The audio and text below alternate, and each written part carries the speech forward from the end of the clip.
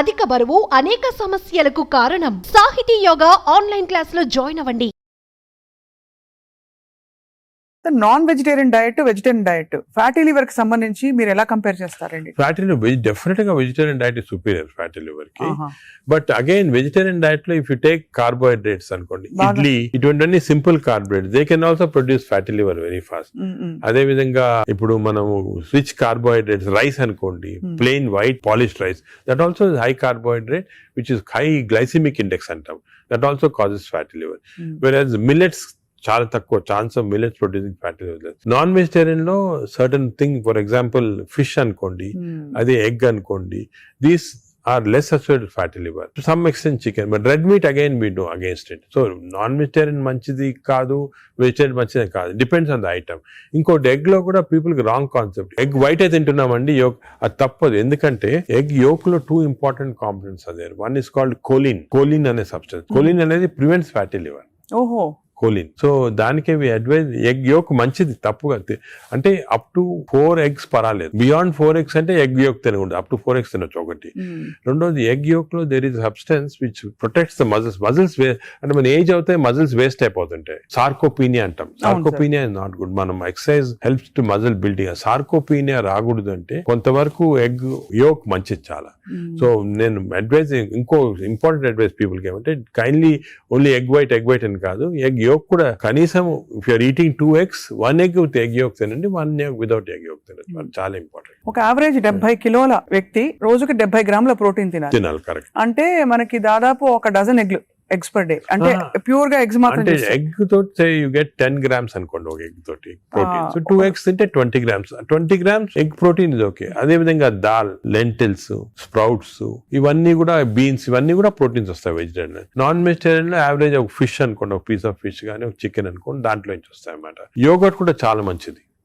పాలు మంచిది కాదు, యోగర్ట్ మంచిది. యోగర్ట్ ఆల్సో కంటైన్స్, ఇప్పుడు హై ప్రోటీన్ యోగర్ట్స్ కూడా ఉన్నాయన్నమాట, ఎక్కువ ప్రోటీన్. గ్రీక్ యోగర్ట్ లాగా. The only thing is my advice is processed food మంచిది కాదు. అన్ని దాదాపు అంతే కదా సార్, ఇప్పుడు దొరికేవన్నీ ప్రాసెస్డ్ కాదు. అంటే దొరికేదంటే మీరు ప్రాసెస్ ఫుడ్ అంటే ఆల్రెడీ పార్ట్లీ కుక్డ్ కానీ, లేదా మీరు బయట నుంచి ఆర్డర్ చేస్తారు స్విగ్గీ అవి కానీ, అటువంటి ప్రాసెస్డ్. బట్ మీరు సూపర్ మార్కెట్ కి వెళ్తే you can buy regular food కదా, ప్రాసెస్ ఫుడ్. ఇప్పుడు పన్నీర్ లో కూడా కల్తీ ఉందని చెప్పి ఈ మధ్య స్టడీస్ బయటపడ్డాయి. అంటే paneer is not actually paneer, దానిలో ఏదో కలుపుతున్నారు. అంటే actually anything that is process, మనం హోమ్ మేడ్ ఆర్గానిక్ ఫుడ్ చాలా మంచిది. We're going away from that. తప్పది. సపోజ్ మనం మార్కెట్ కి వెళ్ళి వెజిటబుల్స్ కొన్నాం, ఇది కొన్నాం, ఎగ్స్ కొన్నాం, ఇంట్లో చేసుకోవచ్చు కదా. ఆ సేమ్ థింగ్ మీ ప్యాకేజ్ దాంట్లో తీసుకున్నాం అనుకోండి, ప్యాక్డ్ ఫుడ్ లో ఈ నూడిల్స్ కానీ, వర్స్ట్ నూడిల్స్ దాంట్లో కార్బ్స్ ఎక్కువ ఉంటాయి, ప్రాసెస్డ్. ఈ ప్రాసెస్ ఫుడ్ లో ఏమంటే అల్ట్రా ప్రాసెస్డ్ అంటాం. Now in western countries they are called ultra process people. అంటే ఉట్టి అదే తింటారు మన అల్ట్రా. ఎప్పుడు అంటే ఇంట్లో కుక్ చేసుకోరు చాలా మంది, ఇంట్లో కుక్ ఏముంటాయి sir health issues. So ultra process food వల్ల ఏమొస్తుందంటే, in addition to that high carbs, high sodium ఎక్కువ ఉంటుంది అల్ట్రా ప్రాసెస్ ఫుడ్ లో. సో బీపీ అది. Second important thing ultra preservatives, అదే విధంగా కలరింగ్ ఏజెంట్స్, ఇవన్నీ ఉంటాయి. దీని వల్ల ఏమవుతుందంటే ఫుడ్ టేస్ట్ బాగుంటుంది చాలా. It contains this tasty thing. ఈ టేస్ట్ వల్ల once you tend to eat more, number 1.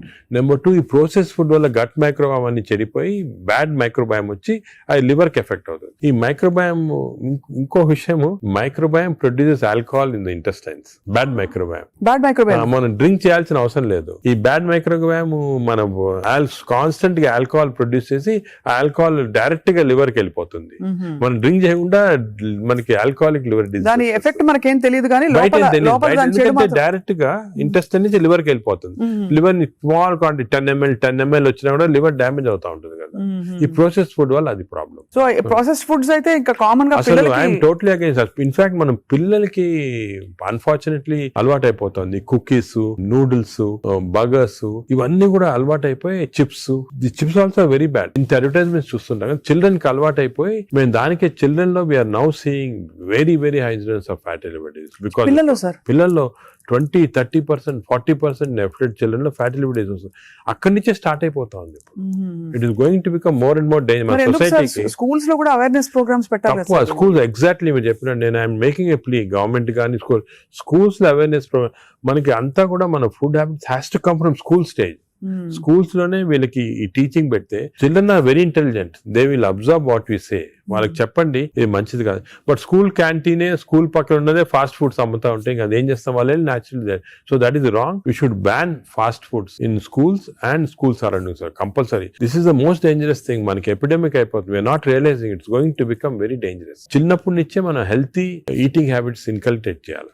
చాలా ఇంపార్టెంట్. సార్ ఒకసారి గట్ హెల్త్ బాగా దెబ్బతినేసింది ఫర్ వేరియస్ రీజన్స్, బయట తిని లేకపోతే స్ట్రెస్ఫుల్ హ్యాబిట్స్ వల్ల, దాన్ని కరెక్ట్ చేయాలంటే ఎక్కడి నుంచి స్టార్ట్ చేయాలి? మనం ఇప్పుడు suppose somebody even 60 years 70 years లో కూడా మనం గట్ హెల్త్ రిస్టోర్ చేసుకోవచ్చు. ఎలా రిస్టోర్ చేయాలి సార్? ఏం చేయాలి? అదే ఫస్ట్ ఏమో food, it has to be organic food correct గా. అంటే అనేది ఏమంటే ఈ ఫాస్ట్ ఫుడ్స్, ప్రాసెస్ ఫుడ్స్ అన్ని ఆపే సింపుల్ ఫుడ్ మన ఇంట్లో, for example millets, fresh vegetables, దాని తర్వాత certain types of fruits. Fruits లో కూడా బెర్రీస్ అనుకోండి, 3 B's అని ఉన్నాయమ్మా. బెర్రీస్ ఒకటి, వెజిటేరియన్ లో బ్రోకలీ ఒకటి, బీట్రూట్ ఒకటి. 3 B's are very important.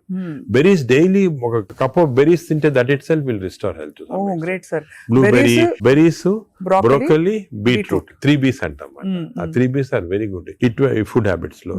Yoghurt, మంచి యోగట్ తింటాం, హెల్తీ యోగట్ తింటాము. దాని తర్వాత నట్స్ లో కూడా అన్ని నట్స్ మంచిది కాదు. అది నట్స్ లో best is walnuts.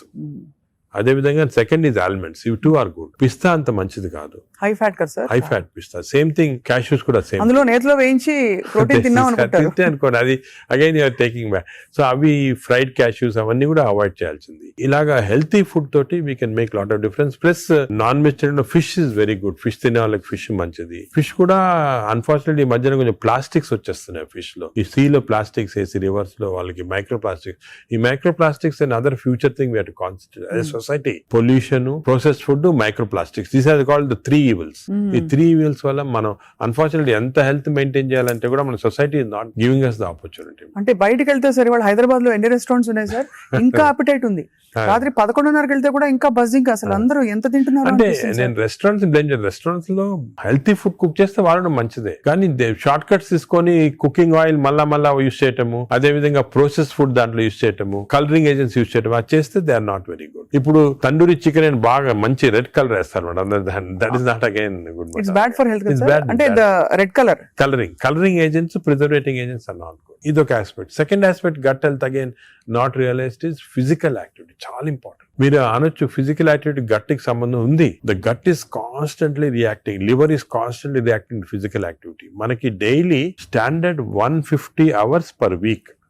150 hours per week physical activity liver కి మంచిది. ఇట్ హస్ షోన్ రిపీటెడ్ గా 150 hours per week చేస్తే లివర్ ఫ్యాట్ స్లో కరిగిపోతుంది. Now what is 150 hours a week అంటే 7 days లో 150 hours అంటే రోజుకు సుమారు 20 minutes per day. Okay, 150 అంటే 1.5 hours per 1.5 hours, 30 minutes per day for 5 days. Okay, 30 into 5 150 minutes అయితే 150 minutes per week సరిపోతుంది. అండ్ డైలీ చేయకపోవచ్చు, కొంతమంది వీక్ లో 2 సార్లు 3 సార్లు అలా చేయగలుగుతారు. టోటల్ క్వాంటిటీ ఇంత ఉండాలి 150 hours. ఇది మోడరేట్ ఎక్సర్సైజ్. అగైన్ చాలా మంది మేము ఎక్సర్సైజ్ అంటాం, ఇంట్లో తిరుగుతుంటాం, రోజంతా ఇంట్లో తిరుగుతుంటాం, ఇక్కడక్కడ పనులు చేసుకుంటా ఉంటాం, లేకపోతే మా ఆఫీస్ లో. అది కూడా that is not correct. Exercise అంటే మనం కరెక్ట్ గా ½ an hour you have to do moderate exercise. Moderate అంటే ఏమి? వాకింగ్ కానీ రన్నింగ్ ఏదన్నా. మోడరేట్ అంటే మనం ఎక్సర్సైజ్ చేసినప్పుడు మాట్లాడుతుంటే మాట్లాడగలుగుతాం, కానీ వీ కెనాట్ సింగ్. అవును, పాట పాడలేము, మాట్లాడగలుగుతాం. That is moderate exercise. అంటే we can carry on a conversation with somebody. ఆయాసపడుతూ కొంచెం క్యారీ చేయొచ్చు. మనం బాగా విగ్రెస్ అయితే మాట్లాడలేము, that is vigorous exercise. But మన if you're able to sing in doing exercise, that means it's not moderate. So మనం ఈజీగా టెస్ట్ చేసుకోవచ్చు. ఒకరొకరిలో వేరేగా ఉంటుంది. జనరల్ గా heart rate we say get to 50 to 70% అంటాం. అంటే 150 హార్ట్ బీట్ లాగా తెచ్చుకోవాలి. ఎందుకంటే మోడరేట్ ఎక్సర్సైజ్ చేసినప్పుడు మన హార్ట్ ఇంక్రీజ్ అయ్యే రేటు, సర్క్యులేషన్ ఇంక్రీజ్ అవుతుంది, లివర్ లో ఉన్న టాక్సిన్స్ అన్ని బయటకు వస్తాయి, బ్రెయిన్ సర్క్యులేషన్ ఇంప్రూవ్ అవుతుంది, హార్ట్ లో collateral. That's why we're emphasizing on this moderate exercise. ఏదో క్యాజువల్ గా పొద్దున ఒక 5 మంది ఫ్రెండ్స్ ఒక గంట సేపు నడిచామని ఒక 2 kilometers నడిస్తే దట్స్ నాట్ మోడరేట్ ఎక్సర్సైజ్. అది రెగ్యులర్ గా కన్సిస్టెంట్ గా చేయాలి. బాడీ కన్సిస్టెంట్ గా moderate exercise. Clear definition moderate అనేది. Moderate exercise 150 hours a week చేస్తే డెఫినెట్ గా we prolong life by 5-6 years. In fact every 5 minutes of exercise కి you prolonging life by 7 minutes. 5 minutes చేస్తే 7 minutes prolong చేస్తాం life. Sir, ఈ context లో మీరు ఇంతమంది స్టార్స్ ని ట్రీట్ చేశారు. AIG లో చాలా మంది top most stars of the country ఇక్కడికి వచ్చారంటే మీ దగ్గరికి వస్తారు. దీనికోసం కూడా వచ్చిన వాళ్ళు ఉన్నారు. వాళ్ళలో మీరు నోటీస్ చేసిన హెల్దీ హ్యాబిట్స్ ఏంటి సార్? అంటే అమితాబ్ బచ్చన్ ఇప్పుడు- గారు చాలా మంది వచ్చారు కదా సార్. చాలా నేను నోటీస్ చేసానంటే ఒకటి ఓల్డ్ స్టార్స్ కొత్త స్టార్స్ వాళ్ళని కూడా ఓల్డ్ స్టార్స్ కూడా చాలా మందిని ఐ టు ట్రీట్ అండ్ ఇప్పుడు కూడా కొంతమంది వస్తుంటారు. Old stars new stars difference ఏమంటే ఈ కొత్త generation they are very health conscious, కొంతవరకు ఓవర్ హెల్త్ కాన్షియస్ అనొచ్చు. చాలా మంది కొత్త జనరేషన్ అంటే మన రామ్ చరణ్ గారు, ఈ generation వాళ్ళు. గ్రూప్ లో they are very health conscious, బాగా ఎక్సర్సైజ్ చేస్తున్నారు, డైట్ బాగా మెయింటైన్ చేస్తున్నారు, వాళ్ళకి హెల్త్ అడ్వైజర్స్ ఉన్నారు. కొన్నిసార్లు కొంతమంది ఓవర్ వెళ్ళిపోతారు, అంటే మరి టూ మచ్ ఆఫ్ ఎక్కువ ప్రోటీన్ కూడా మంచిది కాదు. నార్మల్ గా 1 gram per KG body weight అంటాము, కొంతమంది 2-3 grams. Now there is a fashion 3 grams per KG body, అది మంచిది కాదు. కిడ్నీల మీద effect కిడ్నీ పడుతుందా పైన సార్? ఎఫెక్ట్ జనరల్ గా మంచిది కాదు. కరెక్ట్ ప్రోటీన్ తీసుకోవాలా. ఈ కొత్త స్టార్స్ ఏమైనా they are going very balanced. వాళ్ళ ఎక్సర్సైజ్ ప్యాటర్న్ గానీ డయట్ గానీ, అంటే they are conscious that there should look good for people to see them అని చాలా బాగా చేస్తారు. In fact they are the healthiest people ఇప్పుడు. They are very restricted in their alcohol intake గానీ, దాంట్లో కూడా చాలా రిస్ట్రిక్టెడ్ గా చాలా కేర్ఫుల్ గా వెళ్తున్నారు. పూర్వకాలం అంత ఉండేది కాదు, కొంతమంది ఎక్స్ట్రీమ్స్ కి వెళ్ళిపోయేవాళ్ళు అవును. ఇంట్లో, అండ్ వాళ్ళు పెద్ద ఎక్సర్సైజ్ అది ఉండేది కాదంతా. బట్ ఇప్పుడైతే డెఫినెట్ చేంజ్ ఉంది. The present generation of stars are very health conscious. They are maintaining, almost అందరూ అదే అనుకోవచ్చు, దే ఆర్ మెయింటైనింగ్. అది లేకపోతే they won't stay long in the industry. Sir external supplements, vitamin supplements అన్ని అవి observe అవుతాయా? External supplement లో చాలా కాంట్రవర్సీస్ ఉన్నాయి. కొన్ని మంచి సప్లిమెంట్స్, కొన్ని కాంట్రవర్షియల్ సప్లిమెంట్స్, కానీ హార్మ్ఫుల్ సప్లిమెంట్స్ అనేది తీసుకోకూడదు. చాలా వరకు ఈ supplements, for example B complex అనుకోండి, vitamin D to some extent people తీసుకున్నారు, దానివల్ల హార్మ్ లేదు కానీ కొంతవరకు బెనిఫిట్ ఉండొచ్చు. ఫర్ ఎగ్జాంపుల్ ఇయర్లీ మీరు 3 times a year ఒక 2 months వైటమిన్ డి తీసుకున్నారనుకోండి, సండే అలాగా, దట్ ఇస్ ఓకే, ఎందుకంటే మన అందరిలో వైటమిన్ డిఫిషియన్సీ ఉంటుంది. అదే B12 ఫోలిక్ యాసిడ్, ఈ రెండు కూడా డిఫిషియన్సీ, ఎస్పెషల్లీ వెజిటేరియన్ లో B12 ఫోలిక్ యాసిడ్ రెండు డిఫిషియన్సీ ఉంటుంది. అది తీసుకున్న హామ్ ఏం లేదు, ఒకవేళ అది ఎక్సెస్ అయినా కూడా యూరిన్ లో పాస్ అయిపోతుంది. కొన్ని లిటిల్ కాంట్రవర్షియల్ అంటే NADH అని ఉంటుంది అన్నమాట, అది చాలా మంది తీసుకుంటున్నారు ఈ మధ్యన. ఏంటి సార్ అది? NADH అని టాబ్లెట్ మజిల్ కి మంచిది, మైటోకాండ్రియాకి మంచిదని. అది రిసర్చ్ లో కాంట్రవర్షియస్ ఉన్నాయి. కొంతమంది ఏమో మంచిది మజిల్ బిల్డ్ చేయడానికి, కొన్ని ఏమో మంచిది కాదంటారు. అటువంటి we don't recommend definitely. But some things like curcumin అనుకోండి, అంటే మనం ఫుడ్ లోనే వచ్చేస్తుంది కర్కుమిన్, అది మంచిది తీసుకోవటము. వైటమిన్ K అని ఉంది ఒకటి, వైటమిన్ K, అది వైటమిన్ K2 కొత్తగా వచ్చింది, అది కూడా కొంచెం కాంట్రవర్షియల్. అలాగా చాలా సప్లిమెంట్స్ వస్తున్నాయి. నేను అనుకునేది natural food, correct amount of protein, that is very important. తీసుకుంటే సప్లిమెంట్స్ పెద్ద అంటే అవసరం. మనకి సోర్సెస్ సార్, ఇప్పుడు ఒక చిన్న ప్రాబ్లం సొసైటీకి ఉండే ప్రాబ్లం, వెజిటేబుల్స్ పెస్టిసైడ్స్ వేసేస్తారని, ఎక్కడ పండిస్తున్నారు, పటాన్ చెరువు దగ్గర అని నీళ్లు వచ్చేస్తాయి, మురుగు నీళ్లు దానిలో పండిస్తున్నారంటారు. పాల పదార్థాలు, ఆవులకి యాంటీబయాటిక్స్ ఇంజెక్షన్స్ ఇచ్చేస్తారు, అది మనకు వచ్చేస్తున్నాయి అంటాం. కోళ్ళు, ఎగ్స్ కూడా సేమ్ థింగ్, న్యాచురల్గా కేజ్ ఫ్రీ, అదే ఫ్రీ బర్డ్స్ అని, అదొక ప్రాబ్లమ్. ఇంకా పోతే ఇంకా మిగతావన్నీ మనకు తెలిసినవే. ఫ్రూట్స్ సేమ్ థింగ్, కార్బైడ్ పెట్టి పండిస్తున్నారు. సో మనిషి వెతుక్కుంటున్నాడు సార్ ఏం తినాలి, ఎలా తింటే బెస్ట్, నేను ఇంకా కొంచెం ఆరోగ్యంగా ఎక్కువ కాలం బతకచ్చు. అంటే మీరు చెప్పింది చాలా కరెక్ట్. ఇది ఒక పెద్ద టాపిక్, సెపరేట్ టాపిక్, ఓ రోజు మనం డిస్కస్ చేస్తాం అంతా. సార్ హౌ టు, మనకి సొసైటీలో అన్ఫార్చునేట్లీ ఇప్పుడు ఎస్పెషల్లీ సిటీస్ లో, ఈ ఊర్లలో అంత ఎక్కువ లేదు, సిటీస్ లో ఎక్కువ ప్రాబ్లం ఏమంటే ఈ contamination of food of various types, eggs నిచ్చి, మిల్క్ నిచ్చి, వెజిటబుల్స్ నిచ్చి, అన్ని దాంట్లో ఇట్స్ కమింగ్. సో ఎలాగ ఐడెంటిఫై చేసి how to go to organic. ఇప్పుడు ఆర్గానిక్ అనేది అందరికి అడ్వైస్ చేసాం, చాలా కష్టం, కాస్ట్ ఫ్యాక్టర్ ఒకటి, and agriculture can't sustain by just organic without this thing. అదే విధంగా మిల్క్ అనుకోండి, మిల్క్ లో మన ఫీడ్స్ లో మనకి మిల్క్ కి ఫీడ్స్ ఇస్తారు కదా, అవును, ఆవులకు ఫీడ్స్ వచ్చిన దాంట్లో ఆఫ్లోటాక్సిన్ అనే టాక్సిన్ కూడా వస్తా ఉంది. ఆ టాక్సిన్ వల్ల కొన్ని డ్యామేజ్ వస్తాయి.